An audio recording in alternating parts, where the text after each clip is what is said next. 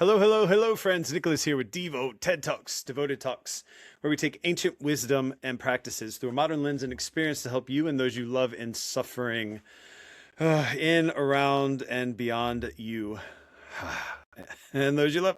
Anyway, so this is the third part of, conversations with clients today that I'm breaking down. So I am recording all of these simultaneously so I don't forget context and stuff. And some of these are really vast and some of them are very contextually specific to the people that I'm working with. And so it was our interactions and our talking that created the depth of what we were discussing. And that's kind of like life, right? Proximity affects perception to its max. So I would also say proximity also affects production, what is produced and what is perceived. I'm sure there's another P that I can throw in there for alliterative purposes. But the last one we'll talk about is, the conversation I was having with a client early this morning about morality, in that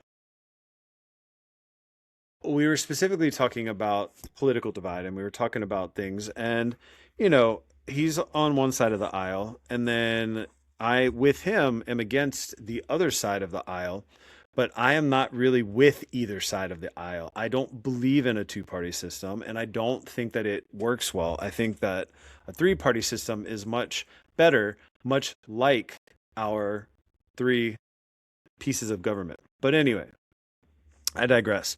But what I was trying to talk about, and this relates to something I was talking about with the client yesterday, and I have to remind myself this, that people were programmed and results of their environment and have come to know and understand the world however they come to know and understand the world, whether it's right or wrong. But I can't place judgment on their right or wrong because of my morality being one thing versus theirs. Now, I was talking to my client that,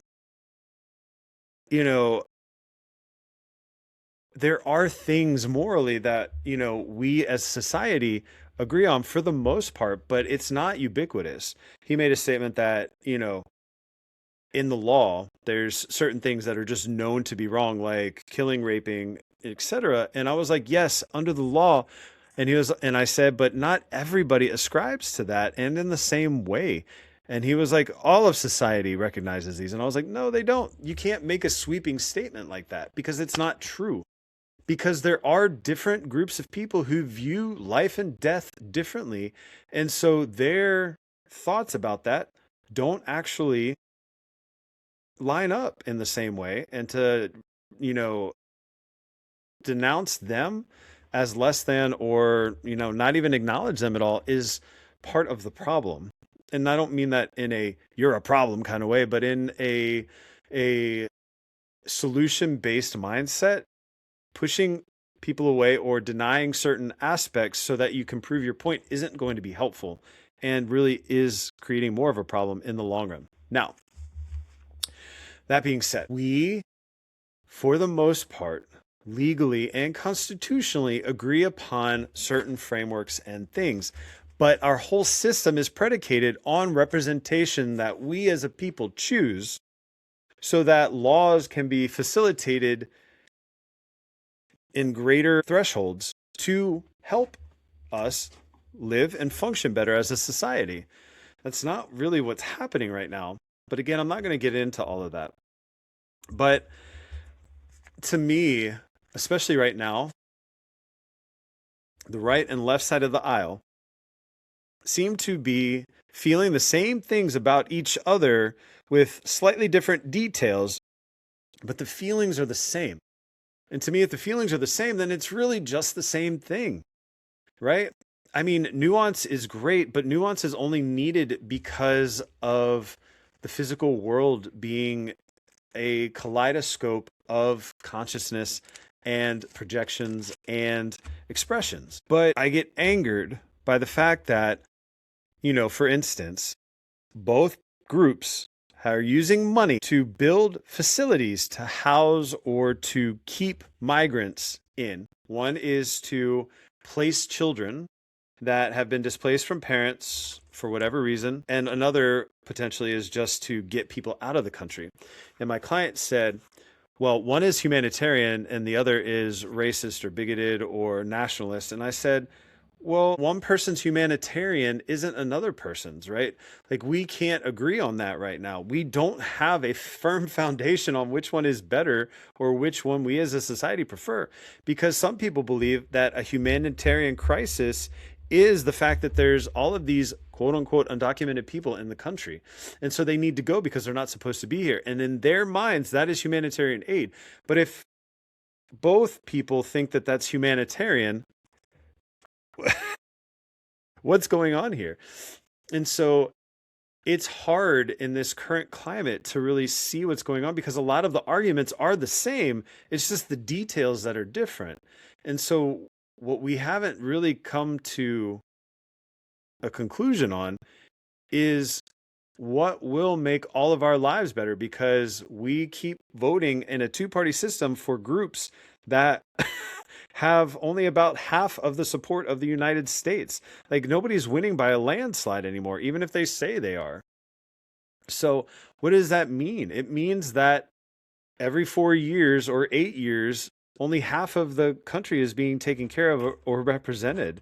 And depending on the goal of the group that's in power, there could be all kinds of things that are being done. And so what do? You remember, like we talked about in one of the episodes earlier this week, that the fluctuations of life are meant to be mastered through recognizing that you are not them. You are not this thing in reference to the fluctuations, right? The essence of who you are is well and free, and you aren't these things. Although when you're within the box created by these really big fluctuations, it can feel like you are that, or there's no way out. But yoga and Ayurveda and meditation and other practices that bring you to center, it could be prayer, right? It could be spending time in religious ceremony or singing and dancing. All of these are viable. It helps you pull back out and really see and understand things for what they are and always have been. And so I can get into the nitty-gritty and the details, but there isn't a consensus on morality. We say killing is wrong, and yet it's not true in all cases, and not ubiquitously through humankind. And, one of my clients' arguments was like, well, the reason that the slave owners and the people who, are able to treat these other people so poorly is that they don't look at them as human. And I was like, yeah, but that's not just them that don't look at them as human, because I would think about it the way some of the Democrats and some of the liberals act is that people are just votes and they just use them for their vote. And so is that really better? Like, if they're using other people for their vote to be able to make more money, then where's the humanity in that too, right? It's two wings on the same bird is what is said frequently. And I believe that. And I don't know that a third party would fix that, but I know that what we're doing isn't really working, and it's making pendulums even greater in their swings and polarization. So what do we do with that? We get on the mat, we meditate, we get quiet, we contemplate, we practice in the ways that we resonate with. Maybe dancing helps you forget all the things that you're not, so you remember all the things that you are, right? And it's not your job to make other people see. It is your job to be you. That's it. I am that I am. Period. And so if you can start shedding these layers, these ideas like dead skin off of a reptile or even a human, you start to feel lighter, and you start to be able to clearly see the reflection of yourself in the world, so that you know who you are and you can identify yourself as who you are, so you can live that way. Because once you know who you are and your identity, you live in accordance with that, because there's nothing else you could do, because the vibration is a match. And then the world starts to manifest for you in all the ways that you in all the ways that you desire, because the expectation is that I am who I am and that I am worthy of all that I am. And so the expectation is that I will get exactly what I'm meant to get, but the details don't matter. And the nuance becomes irrelevant because the nuance is the details and the demon from which they come. Isn't it demon in the details? I don't know. I feel like there's some adage or thing that you could say there.